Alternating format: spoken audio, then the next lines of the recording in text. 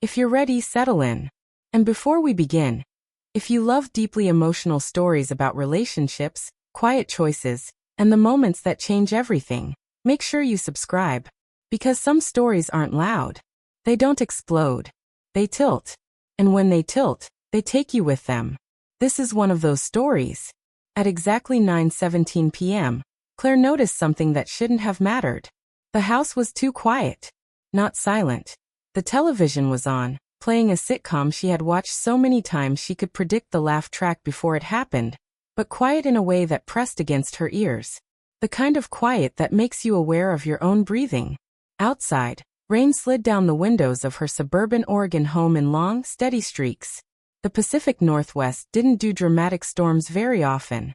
It did persistence. Soft, endless rain that became part of the background of life. People stopped commenting on it after a few years. It just existed. Inside, the living room lamp cast a warm yellow glow across the couch. The air smelled faintly of soy sauce and fried noodles from the takeout cartons sitting on the coffee table. And beside her sat Daniel. He had arrived an hour earlier with dinner in one hand and that easy, dependable smile in the other. The kind of smile that never demanded attention. It simply offered presence. Daniel had become part of her life gradually, almost invisibly. After the divorce, when weekends stretched too long. After the house began echoing in ways it never had before. After friends stopped calling as frequently because they assumed she was doing better now. Daniel didn't label what they were. They never had that conversation. They didn't call it dating. They didn't call it rebuilding. They didn't call it loneliness. They called it comfort. Claire leaned back into the couch cushions, folding her hands in her lap. She laughed when the studio audience laughed. She nodded at punchlines she barely registered. But her mind wasn't on the show. It was on the space between them. There is something strange about sharing silence with another person and still feeling alone. It confuses the senses. You should feel less isolated. That's what proximity promises. And yet, loneliness doesn't always disappear just because someone is physically close. Daniel stretched his legs out, settling deeper into the couch. He smelled faintly of rain and clean soap. There was nothing dramatic about him. No grand gestures. No sarpellis. He was steady. Dependable. The kind of man people trusted instinctively. And that was part of what made everything more complicated. Claire adjusted the blanket over her shoulders. She told herself she was just tired. Work had been heavy lately. Deadlines. Meetings. Emails that never ended. Sleep had been inconsistent. Her thoughts had been louder than usual. This was normal. This was just another Friday night. Nothing more. Then Daniel leaned forward to grab the remote. It was a small movement. Forgettable. Ordinary. When he sat back down, his arm rested lower along the couch cushion than it had before. And then it happened. His hand brushed lightly against her side. It was barely there. A whisper of contact. The kind of accidental touch that usually comes and goes without meaning. But it didn't go. Claire felt it immediately, not just the warmth of his fingers through the thin fabric of her sweater, but the awareness of it. Her breath paused mid-inhale. Her heart misfired once. She waited for him to pull away. For a quick apology.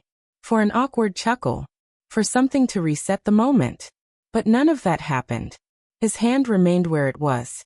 Not gripping. Not sliding. Just resting. Still enough to feel deliberate. Close enough to feel intentional. Daniel's eyes stayed fixed on the television. His jaw tightened slightly. His posture stiffened. As if he too had become acutely aware of what had just shifted. Claire's thoughts collided inside her head. This is a mistake. This crosses a line. You need to move. You need to say something. But she didn't. Her body went completely still, suspended between instinct and emotion. The TV's flickering light reflected in her eyes. The laugh track roared again, hollow and distant. It sounded like it belonged to a different world. One where people's problems were solved in 22 minutes. Her hands clenched together in her lap. Memories surfaced without invitation. Eating dinner alone at this same table. Waking up to silence instead of conversation. Realizing her marriage hadn't ended in a dramatic explosion. It had simply faded, quietly, piece by piece, until there was nothing left to salvage. She had told herself she was fine, independent, strong, self-sufficient. And she was. But strength doesn't erase the ache of being unseen. Daniel shifted slightly, almost imperceptibly. His fingers tensed, then relaxed. Still, he didn't pull away. The room felt smaller now, the air heavier. Claire could hear her own heartbeat. This wasn't romance the way movies show it. No swelling music, no sweeping kiss. It was subtler, more dangerous.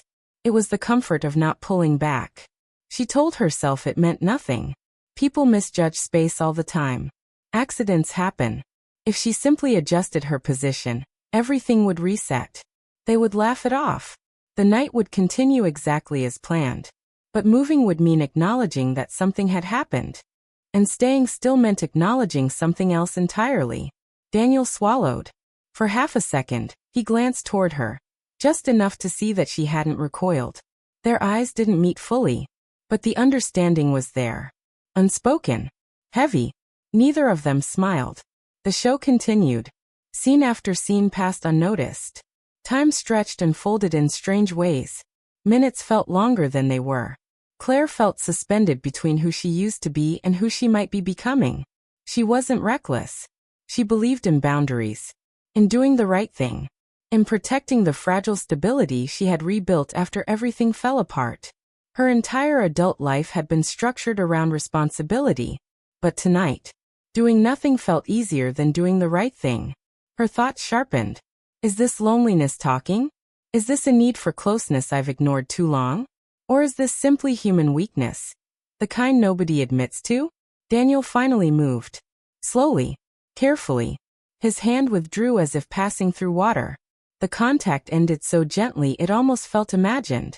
He leaned forward, elbows on his knees, staring down at the floor. Claire released a breath she hadn't realized she'd been holding. The absence of touch felt louder than the touch itself. Daniel began, then stopped. He rubbed his palms together, nervous energy replacing his earlier calm. I'm sorry. His voice was low, controlled. Claire nodded without looking at him. It's okay, she said automatically. The words sounded practiced.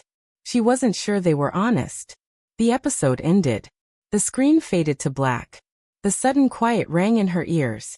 She stood up quickly. I'm going to get some water, she said, already walking toward the kitchen. Distance. Air. Space. Daniel stood too, grabbing his jacket from the chair. Yeah.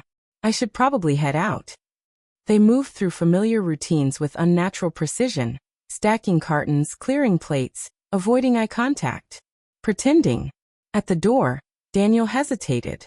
His hand rested on the handle longer than necessary. He turned back slightly, searching her face. For what? Permission? Forgiveness? Clarity? She gave him none of it. Good night, he said. Good night. The door closed softly behind him, and the house returned to its original quiet. But it was different now.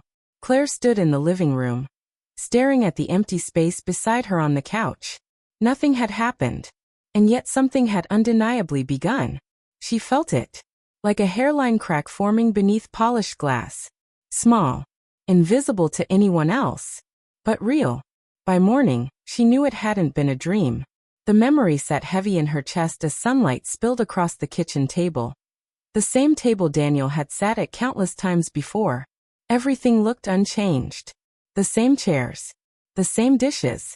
The same routine. But she felt off balance, as if the floor had shifted slightly overnight. She stood at the counter with her coffee longer than necessary, replaying the moment in microscopic detail. The pause. The stillness. The choice not made. She went to work, answered emails, smiled at co-workers, nodded in meetings. Life in America moves quickly. There's no room for quiet introspection between deadlines and obligations. People carry their fractures privately. But all day, her mind drifted back to the couch, to the space beside her, to the silence after he left. Daniel didn't text. And somehow, that silence was louder than any message could have been. By mid-afternoon, she told herself she was overthinking. Adults have awkward moments. They happen. They pass. This didn't have to mean anything. She could let it dissolve into memory. But pretending had never repaired anything in her life before. That evening, her phone buzzed. A single message. "Can we talk?" Her stomach tightened. Her first instinct was to claim she was busy. Her second was to ignore it. Instead, she typed one word. Okay. They met at a small coffee shop downtown, neutral territory. Public. Safe. Claire arrived early and chose a seat near the window.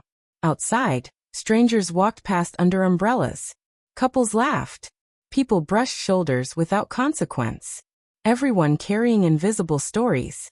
Daniel walked in 10 minutes later. He looked tired. Not disheveled. Just quieter. As if sleep had been thin. They didn't hug. They sat across from each other.